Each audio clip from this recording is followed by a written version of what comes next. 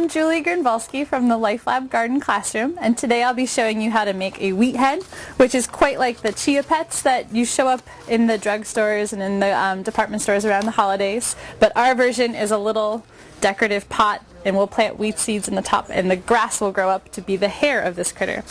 So the first part we're going to start with is the template that you're going to make to draw the faces on. If you have real little kids, it's probably best to make this template ahead of time and have it all ready for decorating. If you had older kids, maybe middle school or up, they could make these themselves. The first thing you'll need is paper that's the right size to make these templates, and it depends on the size of your pot.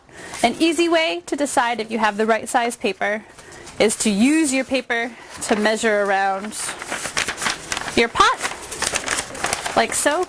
You want to make sure that you have enough for 4 faces. The length should be enough for 4 faces, and then a little bit tab for extra, and we'll show you how that works when we assemble them. So once you get a template that works from measuring your pot, the length that you need, you can mass produce these by using one template to make more, and you want one template sheet of paper for each kid. Once you have the strips of paper that are the length you want, you also want to make sure that they're not so long that the pot won't sit flush on the surface that it'll be sitting on. So trim the end if you need to. We also, before we draw our faces on them, we fold this with the width of the face for each side so that it'll line up with the side of the pot. So you can take a sheet of paper, wrap it around the pot, and use a marker or pencil to mark where each side ends, and then crease that paper to make the faces.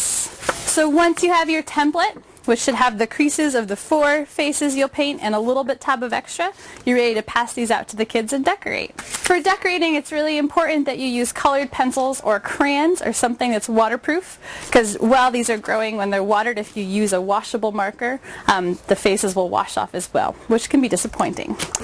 To attach your wheat head to your pot, you'll need a stapler. So you'll start by tucking your ends underneath one of the faces, and you can start with your staple right there, making sure that you're pulling it tight. Then you'll staple once, and then pretty much just staple up near the top once on each side to make sure that the face paper is attached well to your pot. If you're not using, we use actual plastic garden pots.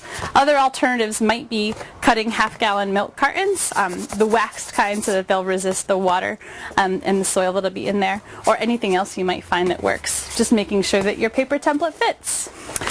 So now it's time to plant some wheat seeds to give this wheat head some hair. So the first thing you're going to do is fill this pot up to the top with potting soil. Any potting soil will do, or garden soil. Compost also works well for planting. You don't need to cram it in here, just fill it up loosely to the top.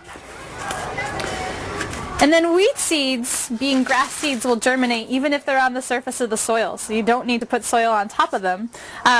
We use same wheat you would use for cover crop. You can buy it at your local garden center in bulk, in large brown bags.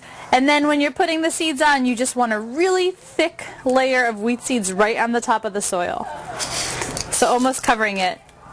You want a full head of hair to grow up. The hair will be the grass when it germinates.